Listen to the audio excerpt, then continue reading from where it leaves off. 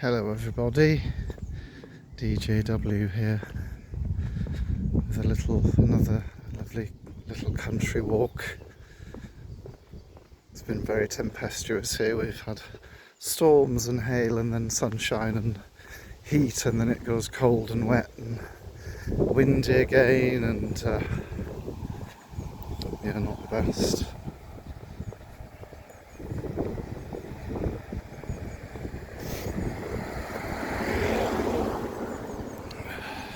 That person looks incredibly perplexed.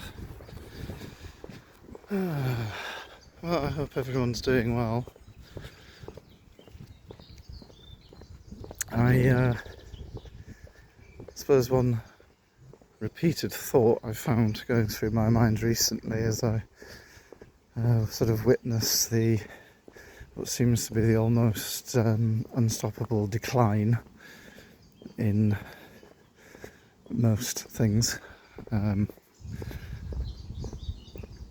I sort of just looking at sort of how people think, or more correctly, how they don't. I mean, is it just me, or do people these days sort of lack any sort of critical reasoning? Like it's like they don't know how to actually think. Like I see people posting, whether they're talking about, what laws are in place or how engines work, and and they sort of say things, and I think I sort of look and I'm like, how have you reached adulthood being that badly misinformed? What people say is it's not even logical. There's not even any common sense to it. It's almost as if no one thinks anymore. I think people just feel. They do. They feel something, and then they kind of, the thoughts sort of follow it. It's very, very strange. But the sun's pretty. Hello. Yeah.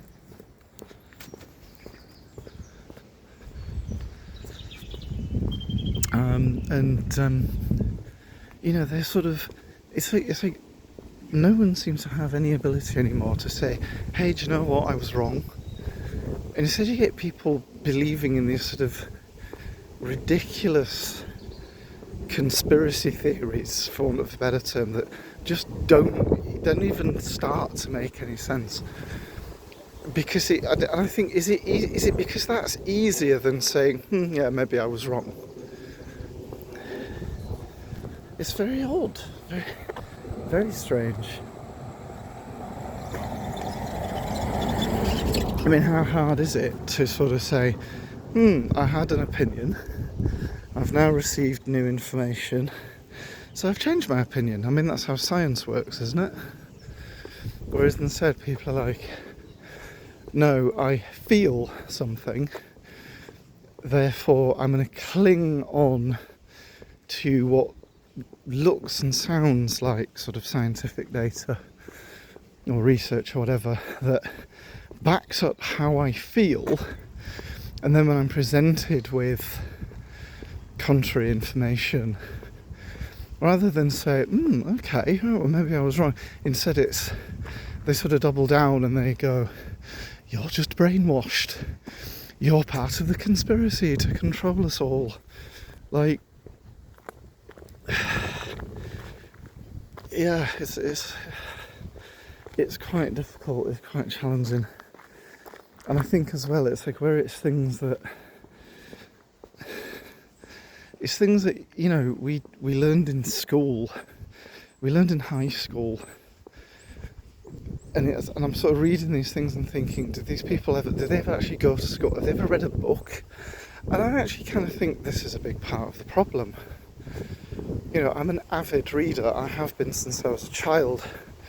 My mother tells me I apparently started reading very early.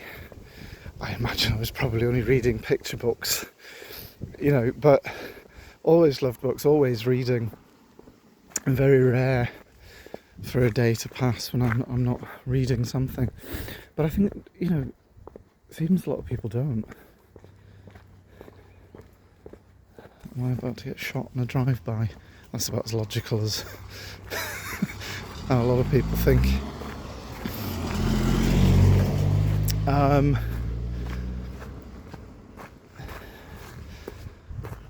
Just reading,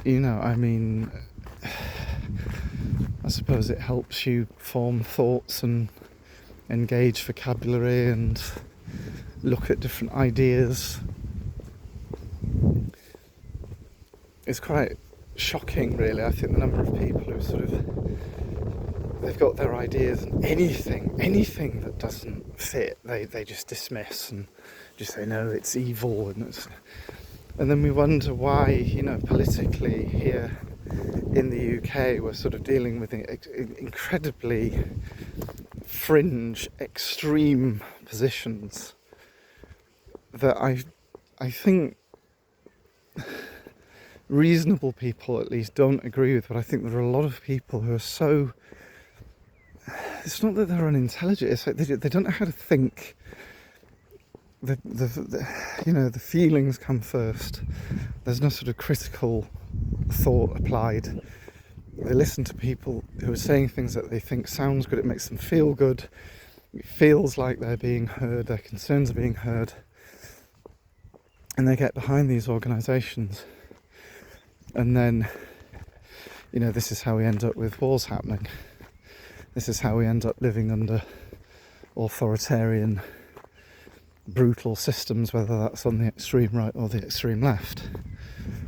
It's the ordinary person who sort of suffers for it. And it's quite worrying. Even when you can say to people, they say, no, I'm going to vote for so-and-so in the elections. You're like, well, if you do that, this is what, if they were in power, this is what they're going to do. And they're like, yeah, I don't care about that. They don't care about the disadvantage that they're going to face, so long as the people they don't like are at a disadvantage too. And I thought, how tragic is this?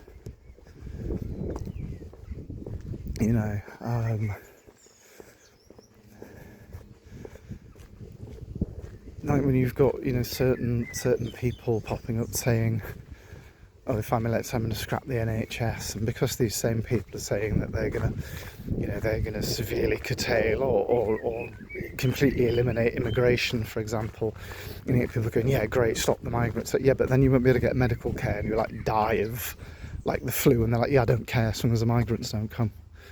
You're like, how messed up in the head do you have to be to think like that? And we're sort of seeing this really crass populism just railroaded through, and unfortunately I suppose that's the legacy of sort of 25 years or so of pretty ineffectual, pretty underperforming governance, and disaffected voters who listen to charismatic orators. I mean, where have we heard that before? And look where that led. But I do wonder whether, I think I'd sort of touched on this before, like so many people are just, they're so siloed in their thinking. It's like it's impossible for them to even recognise that another person who thinks differently is even human. And you get, it's sort of like people just flock to a particular cause and don't really look at what it's standing for. They sort of find themselves making, very extreme, very concerning sort of statements, but they sincerely believe they're doing the right thing. And this is always the problem. In 1917, in Russia, the Bolsheviks, who engaged in massacring the Russian royal family, which included children, they sincerely believe that they were doing the right thing. The Nazis in the 30s, Oswald Mosley in Britain in the 30s and 40s, they sincerely and genuinely believe that they were doing the right thing. Mao Zedong, Pol Pot, these people truly, sincerely and genuinely believe that they were doing the right thing, and sort of lacked the capacity to take that moment and say, am I? It's interesting. I sort of look at an article recently talking about sort of narcissists and abusers and this sort of thing, and they were sort of saying, well, if you ever ask yourself, am I a narcissist? Am I an abuser? Then probably you're not, because those people don't ask. A sociopath doesn't go, oh, am I a sociopath? It doesn't occur to them. But I do think it's really sad, the sort of number of otherwise seemingly reasonable, decent people who don't have that ability, I think it's important to do that. I've done that. I sort of look over the last sort of 10 years. I'm a very, very different person to what I was. And in the last decade has definitely been challenging.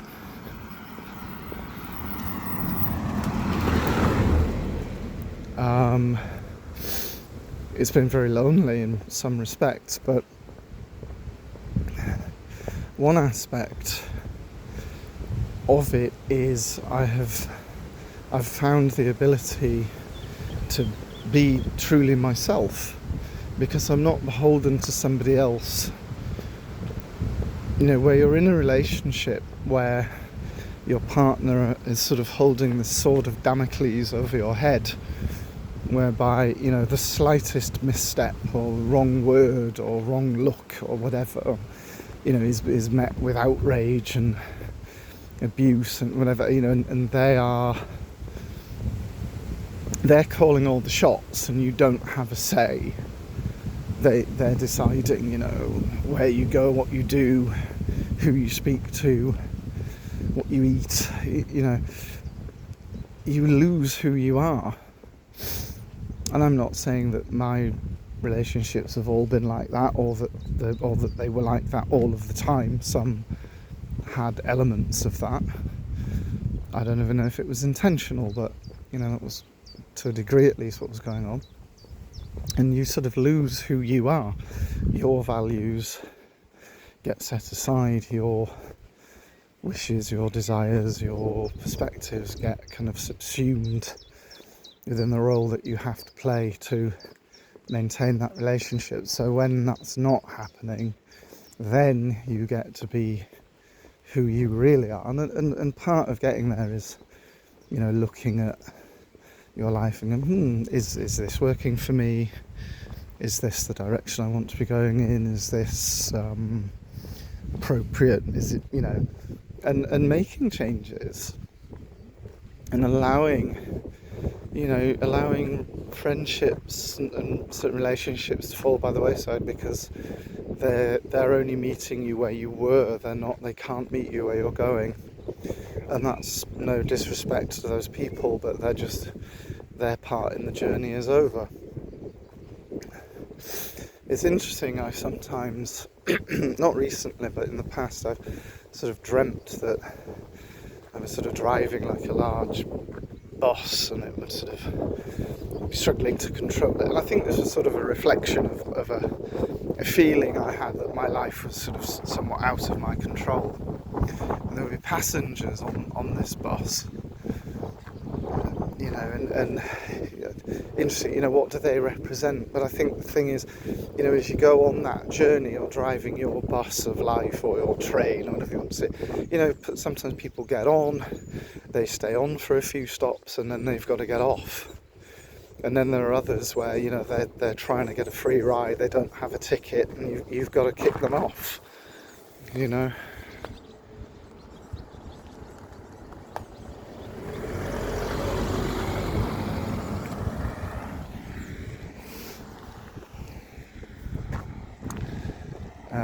And sometimes that's got to happen, and that's okay. And I do think, again, I've said this many times before, my view is, as an energetic being, which we all are, there's only so much you can do, there's only so much you can give. You know, there are only so many friendships that you can maintain in any meaningful sense. There are only so many birthdays you can remember, there are only so many parties you can go to, you know, and sometimes you're giving too much and you're not being given enough. So sometimes you have to let things go, particularly if the friendship or whatever it is isn't necessarily positive, you know. And I think when that space is cleared, or you clear it, I've definitely found for me that it's always replaced with something better, someone better, you know. And I think that in a general sense, when I sort of talk about being oneself, you know, it's about an authenticity. I really, really admire people who are sort of unabashedly and unashamedly themselves. They don't give a damn about society's expectations and silly social rules that don't make any sense. And, you know, they dress how they want, they talk how they want, they live how they like. And there's something kind of admirable about that. Obviously, I'm not talking about someone who decides, I'm going to be my authentic self, which is, I'm going to go be a serial killer or a bank robber or something. I mean, I absolutely believe, you know, you should, come what may, you know, we should all be doing our utmost to avoid causing harm to others. But to be one's authentic self in terms of self-expression, I think is very uplifting. I think it's very admirable. I very much enjoy seeing people doing that, living that sort of way. You know, they've got their own beliefs and they don't need other people to back them up. I've never understood anybody's need for... It's going to get breezy. Anyone's need for, you know, others have got to believe what they believe.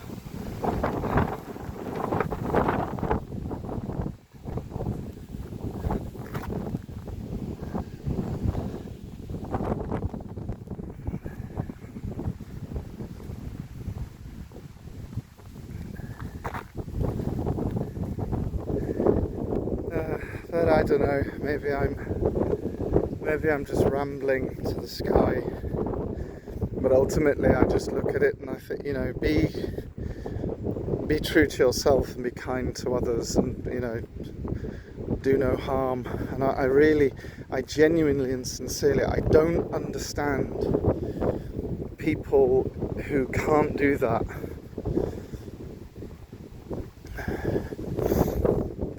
Like, what is it that possesses people to do, for example, and I'm by no means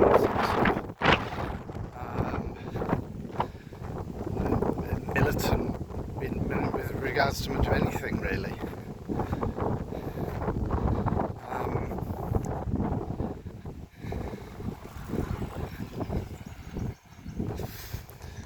But I saw, you know, someone on Facebook put up a post condemning the meat industry. I don't eat meat, I haven't eaten meat for several years. I gave up fish around about 18 months ago as well. I don't miss them. But what possesses people, if someone posts something like that to say, oh, I'm desperate, oh, that's just making me want a bacon sandwich, or that's wanting me to eat some sausages. Like, what's wrong with you? Okay, you don't agree, you like eating meat, great, fine, get on with it. But why the need to say to do that?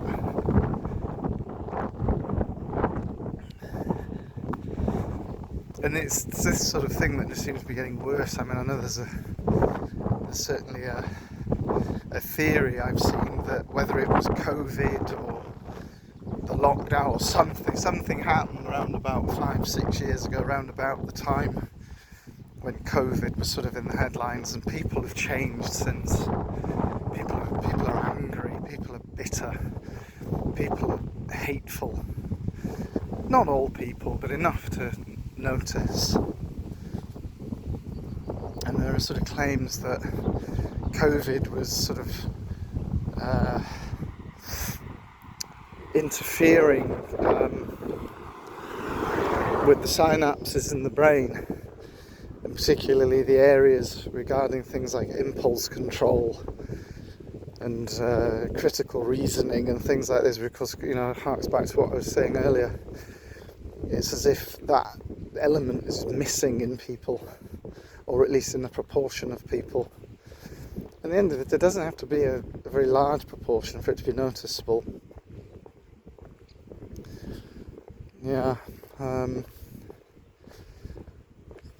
don't know, as I said, how hard is it? Do no harm and be kind to others. Do unto others as you'd have them do unto you, as I say.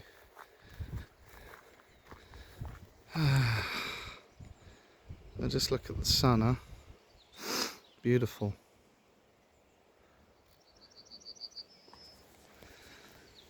Now I'm going back the other way, so you'll see my shadow, so the sun's behind me.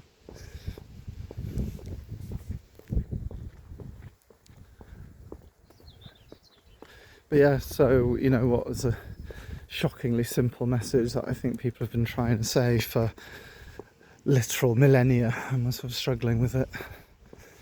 You know, put aside the ego, stop, I don't know, I can't even articulate it very well. Just take a step back, just think, you know. So we're all being siloed, we're all being put into a particular personality type. You know, but you've got to be critical of it. You've got to question it. Don't just blindly believe it all. But I tend to think, you know, you've got an awful lot of people out there who they look at the government and they say, oh, the government, you know, does things I don't like, and I don't really understand why they do them, and I don't really want to engage in critical thinking, so I'll just conclude that they're doing it to harm me personally. And I don't think they are. I think, you know, there's some truth in the notion that a sufficient level of incompetence, you know, it gets to a point where it is indistinguishable from malice. So I think people are mistaking incompetence for malice. I think there's also, you know, there are certain ways where, you know, the government, and I don't necessarily just mean here in the UK, but more broadly, you know, they're doing things like road safety initiatives. And you get people kicking and screaming, you know, that they don't want to do it, they're not going to comply, because they're being asked to put aside their wishes for the benefit of other people. And they can't do it. You know, they won't do it, they can't do it, they won't do it, they refuse to do it. And the system goes, well, look, it's up to you. You can either comply, or if you don't, you're going to be punished. So then these people go, no, I'm not going to comply. I'm going to ignore all these things. And that, as a, you know, as a driver, like that, this has been getting worse. So of course this is anecdotal, but I see now, probably daily, people, you know, driving through red lights, speeding. That's the normal now. You you know, at speed limits. That's for other people. That's what everybody thinks. And then they're crying when they get caught. It's you know what's going to happen. You can't say you didn't know. You're just like, I don't want to follow that rule, but I don't want to face consequences if I don't. Well, it doesn't work that way. And likewise, we've got this rise. This is another one that always gives me a good chuckle. These people pontificating online about the Magna Carta. Now, although I did my degree is in history, I didn't particularly study the Magna Carta, but I did study law at sixth form college, so I have some understanding of the system and the history of it. And you get people banging on about the Magna Carta, and I always find myself doing it. I'm like, how can it be that you are so enamoured by something you can't even spell? Because they always spell it, you know, Magnacarter.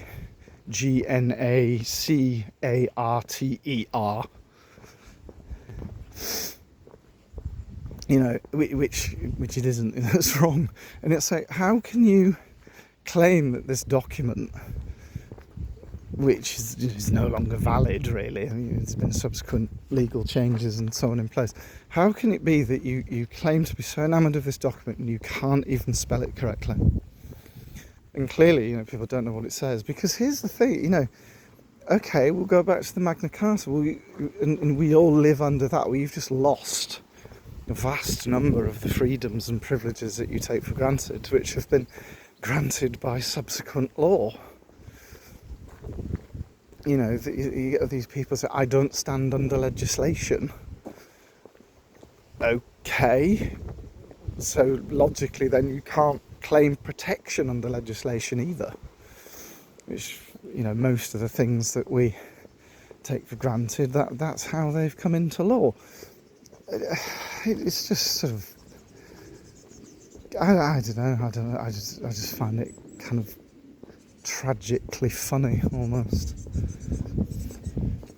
I kind of feel sorry for people who, you know, they get sort of swept up into this sort of, you know, this sovereign citizen nonsense, and, you know, people trying to argue they don't need to MOT and insure their car because they're not driving, they're travelling. It's like, no one's...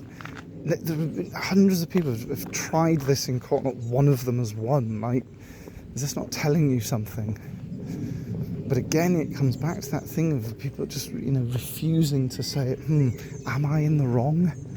Is it possible I'm wrong?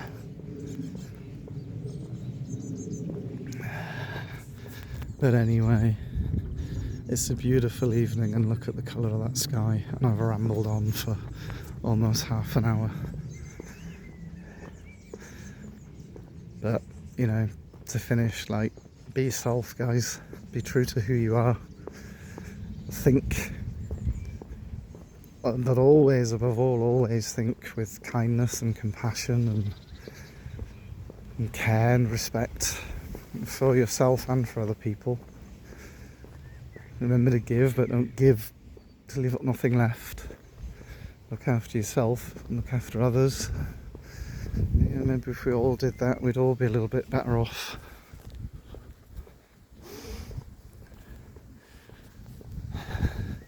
But come what may, the sun will rise again, and the sky will be blue, and the birds will sing.